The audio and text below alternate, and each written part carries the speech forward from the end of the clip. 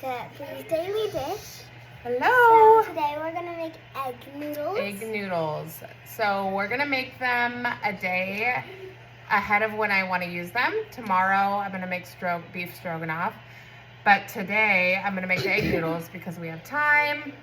They keep really well in the refrigerator. And if the kids want them with some pesto or butter and salt tonight, they can. And Reagan is back in her Christmas jammies because we live in those. It is December now, but we keep it all around for a little bit longer. It's not December.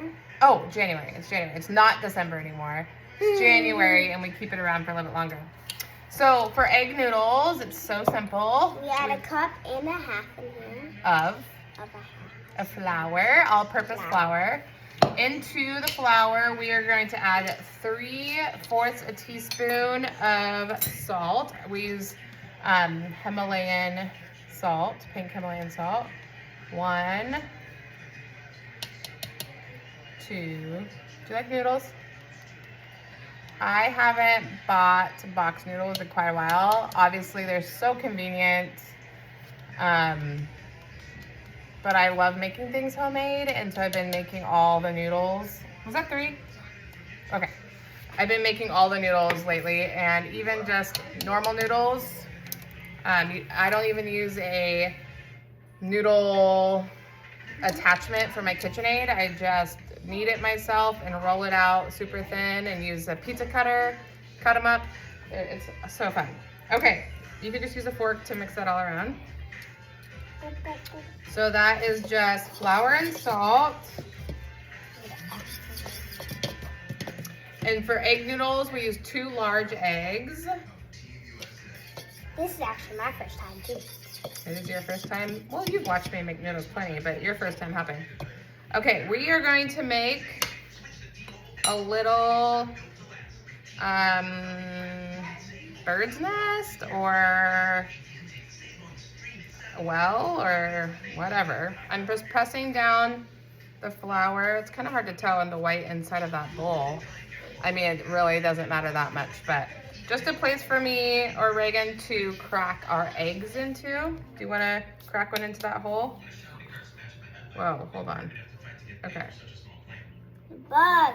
A little tiny, like, no see 'em. Okay, go ahead and crack that egg into that little well. Right in there. It is so fun cracking eggs into flour. When you move the egg around, it like the flour around it stays dry. I know. How that happens is beyond me. It's totally beyond me, but it's so cool. Okay, carefully. Ah! Good. Is that a piece of shell? Oh, yep. There's a little piece of shell. We're gonna get it. All right, got it. Got it. Let's rinse our hands. Okay, so what I like to do is inside of the bowl here, oopsie, Oh. it's kind of hard to see. I'm just gonna kind of like break up the egg It's a little still bit. dry. It's still dry around it. It's the coolest thing. Coolest thing ever. Just kind of mix it in that little circle, break it up a little bit. And then we're gonna add in 2 tablespoons of whole milk. If after we get all done, if it's a little bit wet, like dough's a little bit wetter than we want, then we'll just add a little bit more flour. Super easy. 1 right into that well. This is the homemade. 2. Okay. Now I'm gonna mix that egg and milk together. Oh, milk's kind of going everywhere. That's all right. Okay, now I'm gonna bring in some flour. Still not getting wet. I know. A little bit of flour at a time. And a fork is a great way to incorporate this together. A little bit of flour. And I'm just gonna continue to do this until the dough forms. It's super fun, super easy. It'll last, once you cut them and you let them dry out on, which I'll show you, onto like a cooling rack for just a little bit. You just dry them out enough so they won't stick together in the refrigerator. You just bundle them up. What are you doing? You just bundle them up and kind of like grab them together. I'll show you. You put them into a Ziploc bag and they keep in the fridge for a few days. Or prior to rolling out your dough before cutting, you can freeze the dough and then just take it out to de-thaw and start the process from there. Okay, so now that it's pretty incorporated, I mean, so it's too hard to stir with a fork, it's time to start kneading. What's your hand? Reagan, can you please go get like a spoon of flour and bring it over? A big one? I'm gonna take my hand in the bowl starting out and just folding. This one? Yeah, if you can, try not to like spill it through the kitchen, huh?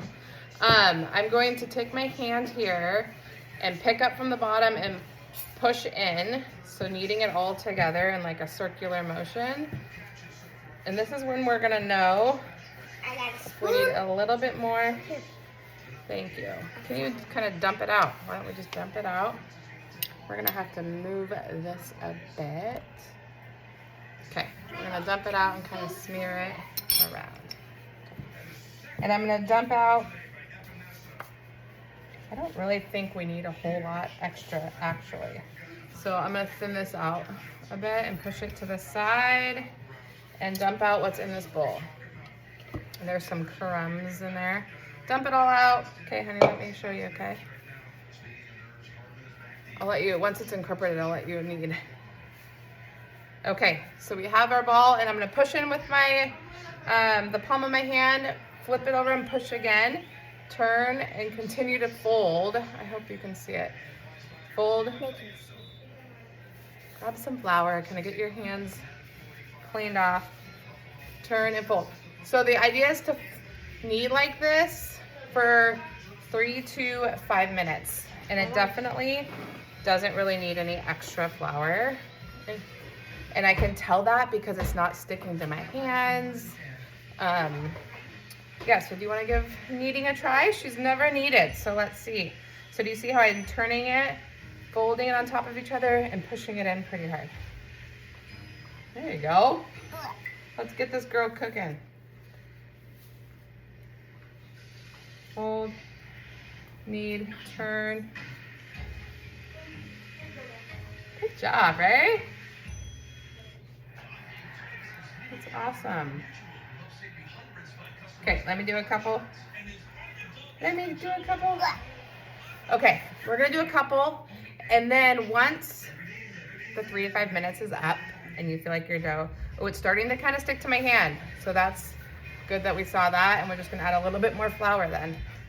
Sometimes that happens when you start really getting in there.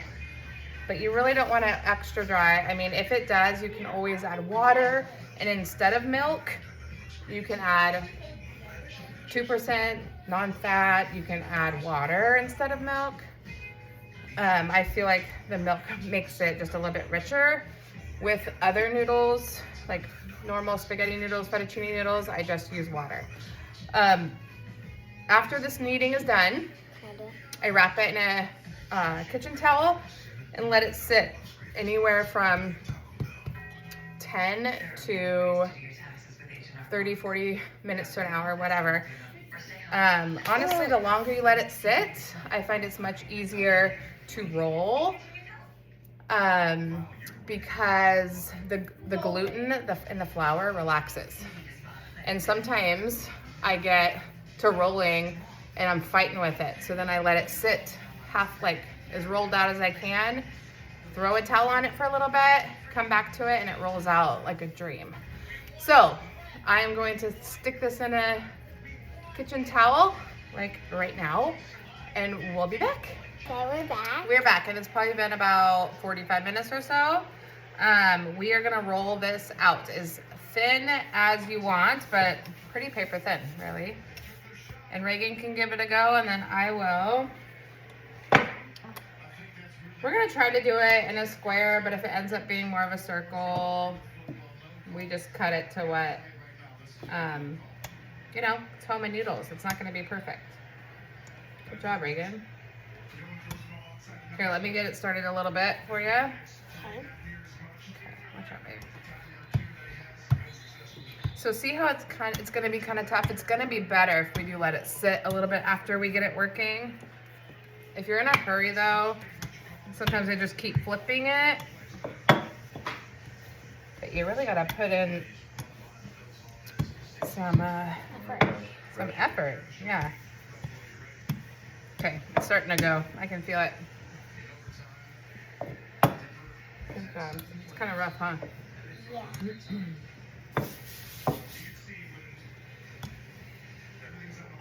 Okay, let me flip it and give it another try. If you find that it's sticking, just add yourself some flour. I got some flour over here in the corner.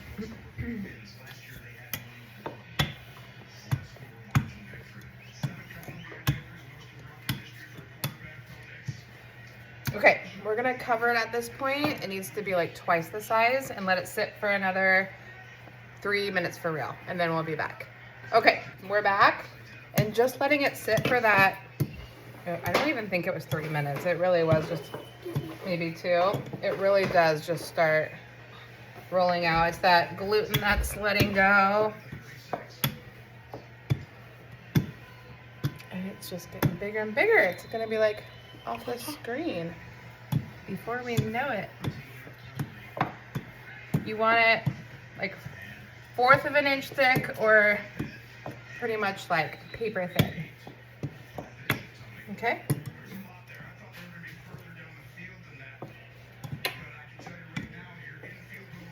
So big. Good job. And we're gonna use a pizza cutter to cut our dough. Okay. Let's do the smaller one. I like the smaller one. Okay, watch out, honey. I'm gonna keep. Let's make sure that the middles, the outsides might look like they're about ready, but sometimes the middle is a lot thicker.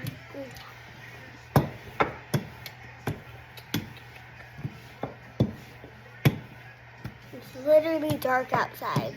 I know, it's gotten dark already. Push me. Hold on. One of these kitchen scrapers are great to feel up under your dough, and if you need to add a little flour under there, you don't want it sticking.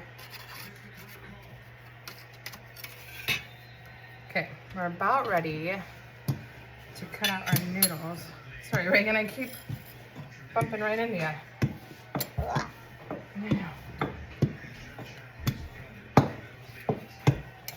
No, hold on. Hold on. Okay. How do you feel? In the middle here.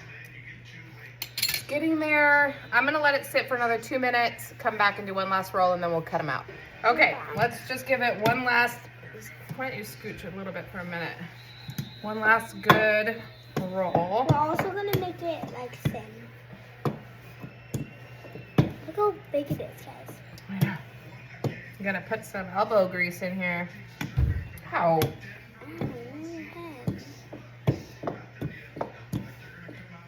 Okay.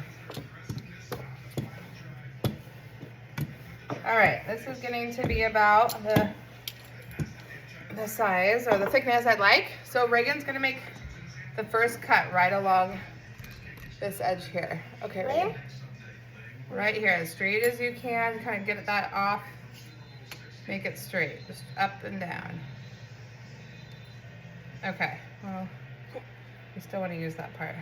Good job. Okay, I'm going to, why don't you get on the other side of me? I'm going to come here, and you just can make your egg noodles as thick or as thin as you'd like. You like it thin? And honestly, some are going to be thicker and thinner than others. If you have a, you know, what are they called? Noodle cutter that attached to your KitchenAid. Those are fantastic. I've used them before, but I've never owned one. And I don't mind doing it by hand, but they're not uniform. Whereas if you're using your noodle cutter attachment, you're gonna get perfect noodles every time. Okay, so, oops, that's a little bit thin. Okay, so once you start making your noodles, there's a couple things you can do.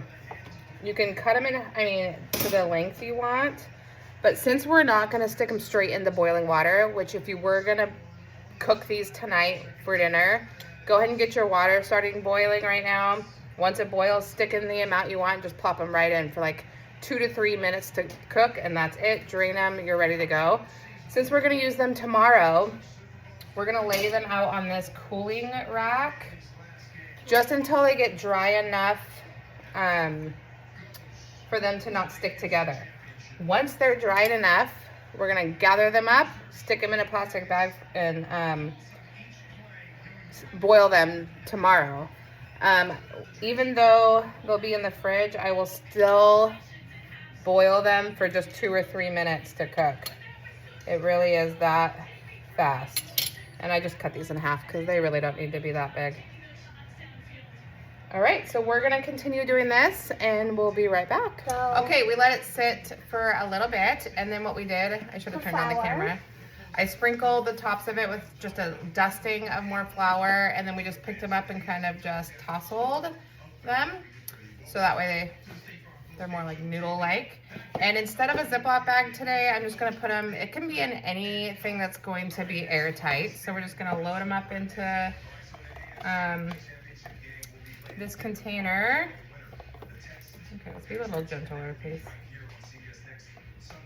And then stick the lid on them, pop them in the fridge, and then I'll just take them out, I don't know, 10 minutes before I'm about to cook them. And again, just bring some boiling water, some water to a boil, and then just stick these in and let them cook for 2 to 3 minutes.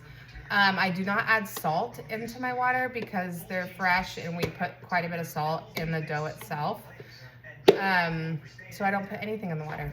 And then just drain them and add whatever sauce you're cooking that night. Best noodles I've ever had. Best noodles he's ever had.